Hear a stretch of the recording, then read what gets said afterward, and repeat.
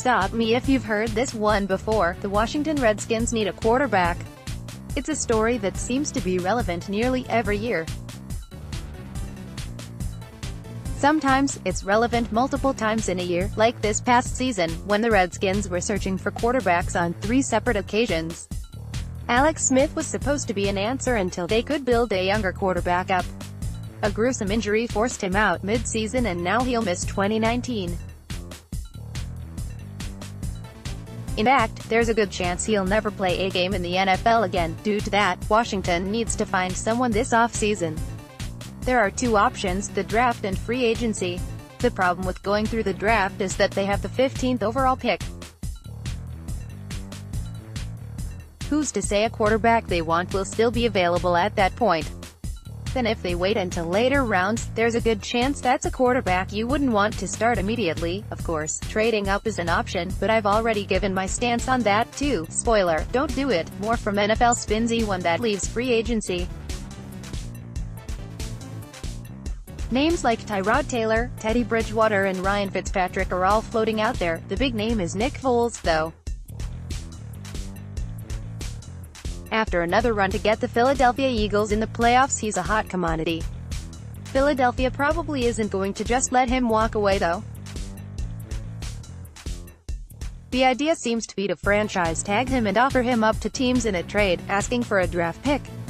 If the franchise tag happens, Foles would be making around $25 million next season. Meanwhile, the Eagles would be asking for at least a 3rd-round pick for the quarterback. Washington needs to build a roster. They have quite a few holes outside of quarterback. So losing a draft pick and putting that type of money on a quarterback is hard to imagine. The Redskins are known for making moves like that though.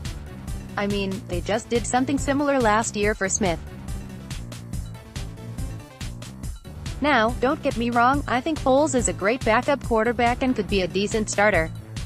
That being said, his numbers aren't as good as many seem to think. Last year, for example, Foles had 7 touchdowns compared to 4 interceptions and 3 fumbles, 7 total turnovers, in 5 games. He did throw for 1,413 yards in that time though. However, in 5 games, numbers can easily be skewed. Foles threw for 471 yards and 4 touchdowns in 1 game alone. He also had the luxury of facing some weak defenses. The Los Angeles Rams and Washington Redskins had the 2 best passing defenses he faced, ranking 14th and 15th in the NFL. The other 3 teams, Tampa Bay Buccaneers, Atlanta Falcons and Houston Texans, ranked 26th, 27th and 28th in the league. Then there was the playoffs, where Foles had more interceptions, 4, and touchdown passes, 3. The Redskins would be better served staying away from Foles.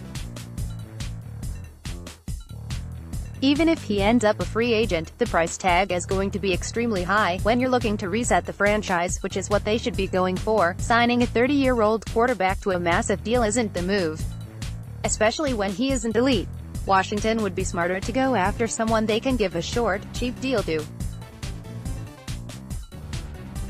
Someone like Taylor, who will be looking to prove himself, would make sense. Next, 2019 NFL mock draft, Broncos, lock up QB or, hear me out, Robert Griffin III.